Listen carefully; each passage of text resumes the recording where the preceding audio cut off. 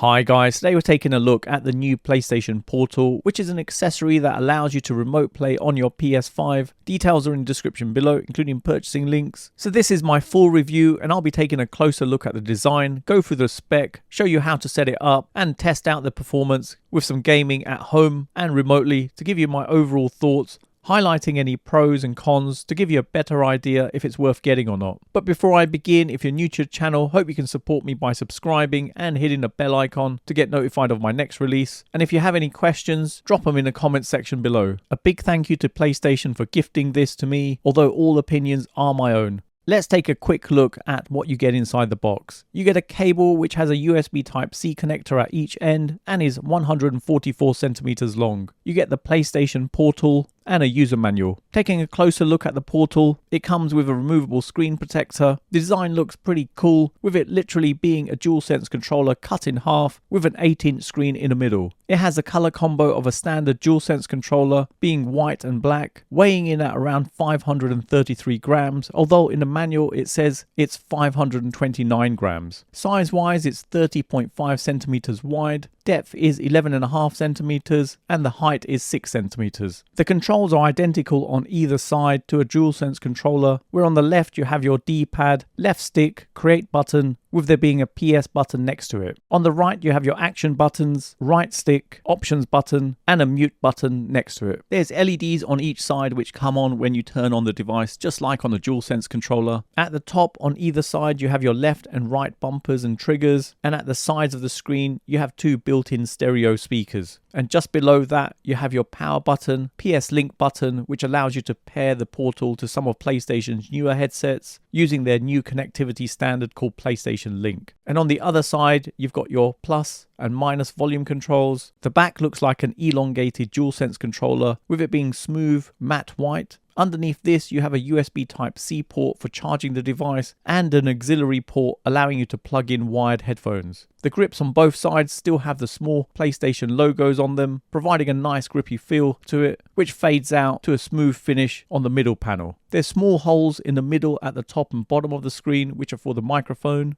Comparing the controls on the Portal to the DualSense controller, the controls on the Portal are literally identical. Looking at the left and right sticks, the diameter on the top is slightly smaller on the Portal, with it being 15mm and 18mm on the DualSense, but the stick height is the same. The buttons and triggers are the same too, but the black area at the bottom of the DualSense is slightly wider. Build quality feels good, with it being pretty comfortable in your hands, just like a DualSense controller. Let me remove the screen protector. Let's get this set up. Powering on the Portal for the first time, you're presented with the PlayStation logo. Select your language, set up your internet connection by connecting it to your Wi-Fi network. Next, you're prompted to do a system software update. Click download and agree to the license terms. It will then start installing the updates, and for me it took around 11 minutes to complete. Once it's completed, it'll ask you to sign into your PlayStation account. You can enter your details manually or via the PlayStation app if you have it installed on your mobile, which is what I'm going to do. So coming over to my Android phone, going into settings, under console management, select scan QR code, enable the camera and scan in the QR code. Then you'll be asked to approve your request to sign in on the Portal. It will then ask you to pair it with your PS5. Click the select a PS button, then select your PS5 you want to do remote play on. If you had more than one console, then they'd all be displayed here, hence why you're seeing two, as I have two consoles. Now to verify you can connect to your PS5, turn on your PS5, and from the home screen, go into settings, system, remote play, and turn on enable remote play. And to be able to connect to your PS5 while it's in rest mode, you'll have to do this. Go to settings, system, power saving,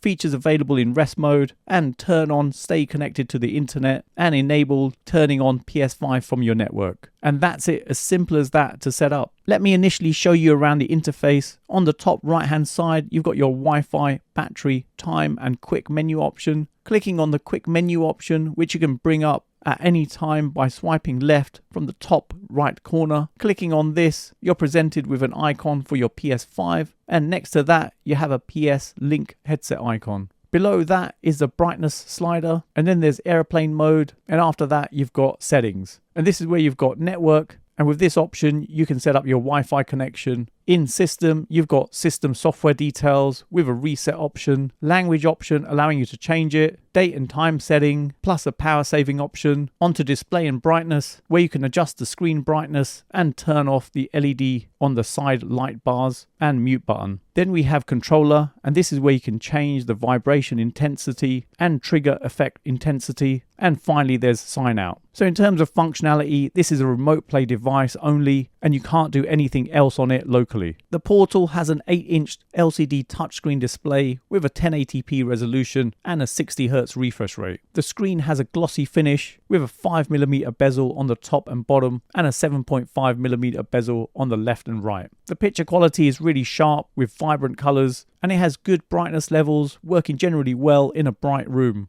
There's a built-in lithium-ion battery with a capacity of 4,370 milliamperes, which takes around 2.5 hours to charge. This can be done via the USB-C port at the front of your PlayStation, and you can get around 7 to 9 hours of gameplay from it. There's no trackpad. Instead, you've got a virtual trackpad that appears on the screen when you touch the screen from either side. There's no Bluetooth connectivity, so if you wanted to connect a wireless headset, you'd have to get one of PlayStation's newer headsets supporting PlayStation Link. Alternatively, you could plug in a wired headset via the auxiliary connection underneath, which works just as well. The Portal supports both 2.4 GHz and 5 GHz Wi-Fi, but not Wi-Fi 6, which you could say is a shame. But as it's displaying 1080p at 60Hz, I don't see any added benefit of having speeds any higher. PlayStation recommend a minimum of 5 to 15 megabits per second for a good experience. In my setup, I've got a 1 gig internet connection at home, where I've got a Netgear Nighthawk AX12 router in my living room, and my PlayStation 5 is connected via an Ethernet connection. So let's test this out at home with my Portal connected to my Wi-Fi network on a 5 GHz connection. If the device is completely powered off, you have to hold on to the power button for a few seconds for it to turn on. It takes around 23 seconds to start up. Then you just press the PS button to unlock it. The Portal then immediately attempts to power on your PlayStation. And while this is going on, you get a cool Portal-like animation as it attempts to do this. But remember, the console has to be in rest mode for you to be able to power it on. Once it's ready, you'll get a message ready to play, and you just press the X button and it then starts up a remote play session. Then you can just use your PlayStation as normal. First up, playing Astro's Playroom, and performance is pretty impressive, with it being responsive and literally no lag. I can feel the haptic feedback and adaptive triggers in effect in the game, and this is one of the major benefits of this device over other remote play devices, like for instance the Logitech G Cloud or even accessories like Backbone,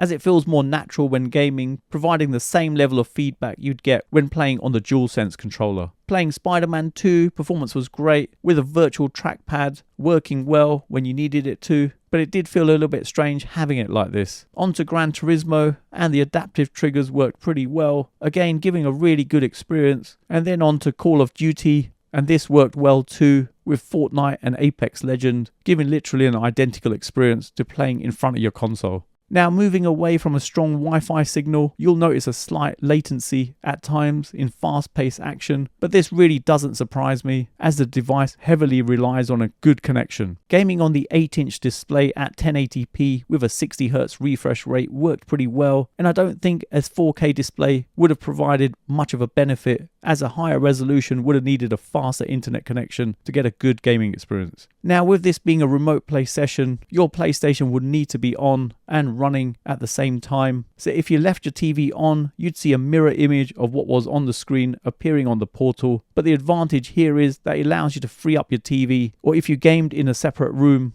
this just makes things more sociable, so you're not away from everyone in your home, giving you a bit more flexibility when gaming. On to testing with my data connection. So I'm tethering data from my mobile phone, and this didn't work for me. I did see that it managed to turn on my PlayStation, but it didn't go any further. And this is a known issue with PS Remote Play, which has been around for quite a while now, even before the Portal existed. And it happens if your mobile provider has set your NAT, which stands for Network Address Translation, to type 3, which is the most restrictive NAT type. There's lots of articles on this if you Google it, but you can get around this with a VPN from what I've read. So to test remote play, I've joined a Wi-Fi network outside of my home. And this generally worked quite well. Probably not the best for playing something competitively like COD, as you'd get a slight lag, but it's perfect for role-playing games like Spider-Man 2, for example. It feels a little bit more optimized for remote play than, for instance, playing on your mobile with remote play, with the added benefit of having a full-size controller with haptic feedback and adaptive triggers, like you'd get on the DualSense controller, giving a really impressive experience. If you already remote play from your mobile, you'll really appreciate this. As this is just the PlayStation remote play accessory, I'd say it's a little bit limited, as you'll need a good Wi-Fi connection at your home or a good internet connection if you're planning to play this when you're out and about. So in a situation where there wasn't any internet connection, you wouldn't be able to do anything with it. Like, for example, play games locally or watch movies on it, and you wouldn't be able to use any other cloud-based services on the device. Once you've finished gaming, you just put your PlayStation back into rest mode, and if you single click the power button on the portal, it puts it into rest mode. But if you hold on to it, you're able to fully turn it off or restart it. The Portal has 2 built-in stereo speakers. The sound quality from them was pretty good, providing some depth. They wouldn't replace having a gaming headset, but nevertheless they worked pretty well. With my sound level meter, I was seeing around 72 decibels on average. Have a listen to this to hear for yourself.